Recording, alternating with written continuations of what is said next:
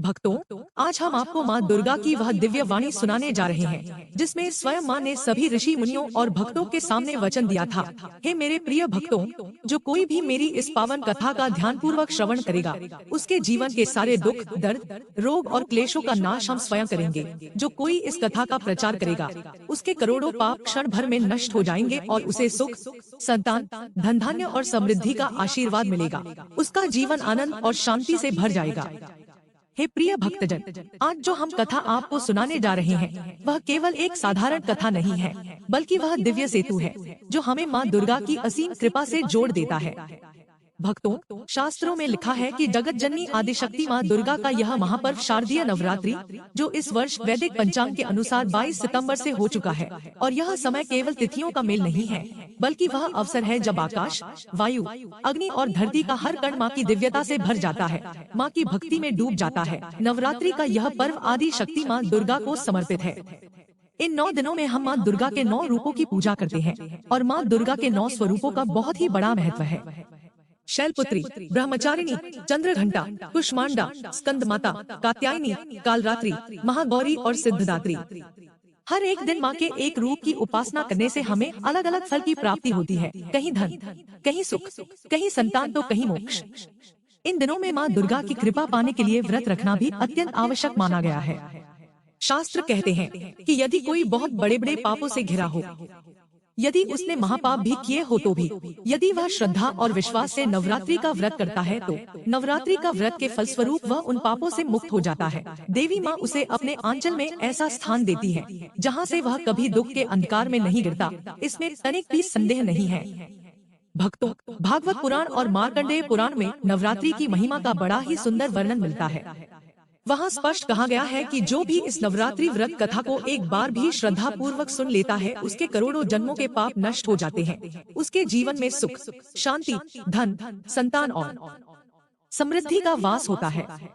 माँ दुर्गा की कृपा से उसके घर में कभी अन्न और धन का अभाव नहीं रहता और उसका परिवार सदा मंगलमय रहता है। इसीलिए हम सबको इस व्रत का पालन करना चाहिए, क्योंकि जो इस कथा को सुनता है या सुनाता है या फिर इसका प्रचार करता है, वह कभी अधोगति को प्राप्त नहीं होता, उसके जीवन में कभी अंधकार नहीं आता। आज हम आपको उसी महान व्रत कथा का श्रवण कराने जा रहे हैं। भक्तों, यह कथा हमारे जीवन को बदलने की शक्ति रखती है। यह कथा हमारे भाग्य को संवारने की क्षमता रखती है, और यह कथा हमारे हृदय को भक्ति और शांति से भरने वाली है। तो आइए श्रद्धा और विश्वास के साथ हम सब मिलकर माँ दुर्गा की इस पावन कथा का श्रवण करें और अपने जीवन को धन्य करें। नवरात्रि का यह पर्व केवल पूजा पाठ का अवसर नहीं है, यह वह समय है जब स्वयं आदिशक्ति माँ दुर्गा अपने भक्तों के बीच आती है। आकाश, वायु, अग्नि और धरती सब उनके तेज से आलोकित हो उठते हैं। कहते हैं, इन 9 दिनों में साधक द्वारा किया गया हर छोटा से छोटा प्रयास भी हजारों गुना फल देता है। शैलपुत्री से लेकर सिद्धिदात्री तक हर दिन माँ का एक नया रूप पूजित होता है, और हर स्वरूप भक्त के जीवन में एक नई शक्ति प्रदान करता है। तो पता शुरू करने से पहले अगर आप भी चाहते हैं कि माता लक्ष्मी की कृपा रहे, तो वीडियो को लाइक और चैनल को सब्सक्राइब करें और सच्चे दिल से कमेंट बॉक्स में जय माता दी लिखें। भक्तों, पुराणों में नवरात्रि व्रत की अनेक कथाएं मिलती हैं। उनमें से एक अत्यंत प्रसिद्ध कथा है राजा सूरत और समाधि वैश्य की, जिसे ऋषि मेधा ने सुनाया था। बहुत समय पहले की बात है, एक राजा था, नाम था सूरत। वह बड़ा पराक्रमी और उदार शासक था। उसकी प्रजा उससे बहुत अधिक प्रेम करती थी। सेना बलशाली थी और खजाने सोने चांदी से भरे रहते थे। लोग कहते थे कि राजा सूरत का राज्य स्वर्ग से भी सुंदर है। किंतु समय हमेशा एक सा नहीं रहता। भाग्य ने करवट बदली और पड़ोसी शत्रुओं ने उसके राज्य पर आक्रमण कर दिया। षड्यंत्रों और विश्वासघात की वजह से राजा सूरत का धीरे धीरे सब कुछ उससे छिन हो गया। जिन दरबारियों पर उसे सबसे अधिक विश्वास था, उन्होंने ही विश्वास कर किया और शत्रुओं से मिल गए। जिन सैनिकों को उसने वर्षों तक पाला पोसा था, वे भी साथ छोड़ गए। और अंत में वह दिन आया जब राजा सूरत अकेला, निराश और निर्धन हो गया, और उसे अपने ही राज्य से बाहर निकाल दिया गया। ऐश्वर्य और वैभव छिन जाने के बाद भी उसका मन वहीं अटका रहा। वह बार बार सोचता, मेरे हाथी घोड़े अब कैसे होंगे, मेरी प्रजा मुझे याद करती होगी या नहीं। मन उन बंधनों से छूटना चाहता था, परंतु छूट नहीं पा रहा था। उसी समय एक और दुखी व्यक्ति भटकता हुआ उसी दिशा में आया। उसका नाम था समाधि वैश्य। कभी धनी व्यापारी हुआ करता था, परंतु उसके पुत्र लालची और कृतघ्न निकले। जिस कारण उन्होंने अपने ही पिता को घर से बाहर निकाल दिया, पत्नी ने भी त्याग दिया। सब कुछ छिन गया, किंतु आश्चर्य यह था कि मन फिर भी परिवार से बंधा हुआ था। वह सोचता, काश मेरे बेटे सुधर जाएं, काश मेरी पत्नी मुझे पुकार ले। दुखी और निराश होकर वह भी एक आश्रम तक आ पहुंचा। भाग्य देखिए, वही आश्रम था जहां राजा सूरत अपने दुखों को लिए भटक रहा था। दोनों ने एक दूसरे का हाल सुना तो पाया कि दुख अलग अलग थे पर कारण एक ही था, मोह, बंधन और माया। दोनों ने निश्चय किया कि ऋषि से मार्गदर्शन लेना चाहिए। आश्रम के भीतर पहुंचे तो देखा वहां महान तपस्वी ऋषि मेधा ध्यानमग्न बैठे थे। दोनों ने विनम्रता से प्रणाम किया और अपनी व्यथा सुनाई। राजा ने कहा, गुरुदेव, मैं जानता हूँ कि सब नश्वर है, फिर भी मन मेरे राजपाट में अटका है। वैश्य ने कहा, गुरुदेव, मुझे त्याग दिया गया है, सब कुछ छिन गया, पर मेरा मन अब भी उसी परिवार में उलझा हुआ है जिसने मुझे ठुकरा दिया। दोनों ने करबद्ध होकर निवेदन किया, हे गुरुदेव, कृपा कर बताइए कि इस मोह से मुक्ति कैसे मिले। ऋषि मेधा ने गहरी आंखें खोली और गंभीर स्वर में कहा, वत्स, यह सब तुम्हारा दोष नहीं, यह सब देवी की शक्ति है। वही मोह उत्पन्न करती है, वही भक्ति का मार्ग दिखाती है। जब तक तुम आदि शक्ति माँ दुर्गा की शरण में नहीं जाओगे, तब तक इस बंधन से मुक्त नहीं हो पाओगे। यदि सचमुच समाधान चाहते हो तो नवरात्रि का व्रत करो, माँ की साधना, उपवास और मंत्र जाप करो, तभी तुम्हें सच्चा सुख और शांति मिलेगी। राजा और वैश्य ने उसी क्षण निश्चय किया कि अब वे देवी की साधना करेंगे। दोनों जंगल में गए और वहां उपवास करने लगे, मंत्र जाप करने लगे, हवन और पूजन करने लगे। उन्होंने दिन रात माँ दुर्गा का स्मरण किया। उनकी निष्ठा और आस्था देखकर एक दिन स्वयं माँ दुर्गा उनके सामने प्रकट हो गई। देवी का तेज देखकर दोनों दंग रह गए। माँ ने मधुर स्वर में कहा, वत्स, मैं तुम्हारी भक्ति से प्रसन्न हूँ, जो चाहो वह वरदान मांगो। राजा सूरत बोला, हे माँ, मैंने सब कुछ खो दिया है, मुझे अपना खोया हुआ राज्य वापस चाहिए। माँ ने मुस्कुराकर कहा, वत्स, तुम्हें राज्य मिलेगा और तुम लंबे समय तक अपनी प्रजा का पालन करोगे।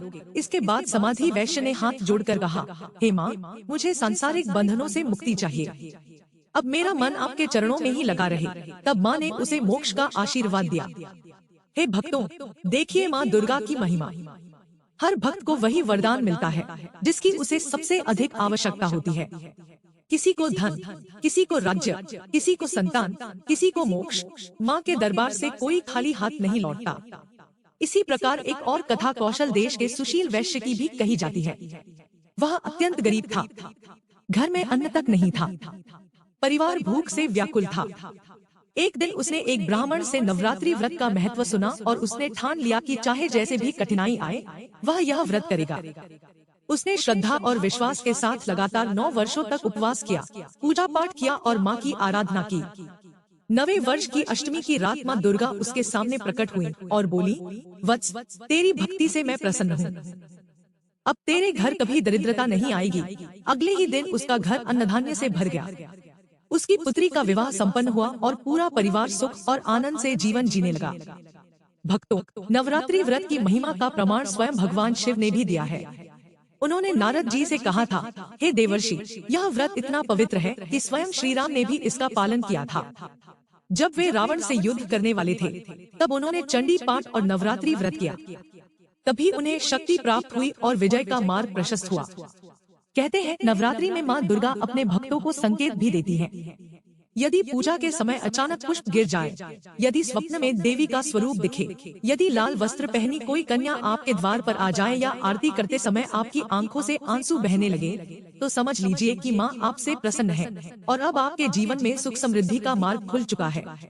नवरात्रि का व्रत केवल भूखे रहने का नाम नहीं है, यह आत्मा को शुद्ध करने का साधन है।